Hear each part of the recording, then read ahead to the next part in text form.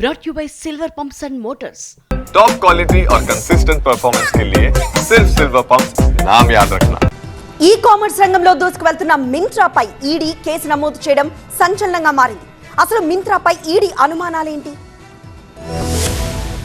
Myntra designs private limited పై foreign exchange management act కింద కేసు నమోదు చేసి దర్యాప్తు మొదలుపెట్టింది ED.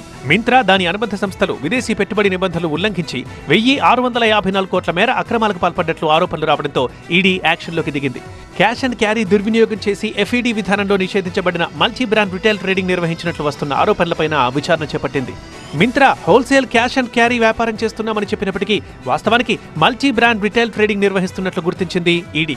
Wholesale cash and carry అంటే ఉత్పత్తుల్ని రిటైలర్లకు లేదా ఇతర వ్యాపార సంస్థలకు హోల్సేల్గా అమ్మొచ్చు, వినియోగదారులకు మాత్రం నేరుగా విక్రయాలు జరపకూడదు. అయితే మింత్రా తమ ఉత్పత్తుల్ని వెక్టర్ ఈ కామర్స్కి విక్రయించి ఆ సంస్థ ద్వారా రిటైల్ కస్టమర్లకు చేరేలా చేసింది. ఎఫ్డీఐ నిబంధనల ప్రకారం హోల్సేల్ క్యాష్ అండ్ క్యారీ సంస్థలు తమ గ్రూప్ కంపెనీలకు కేవలం 25% మాత్రమే విక్రయాలు జరపాలి. మింత్రా మాత్రం పూర్తిగా 100% తమ ఉత్పత్తుల్ని వెక్టార్ ఈ కామర్స్ కి విక్రయించింది.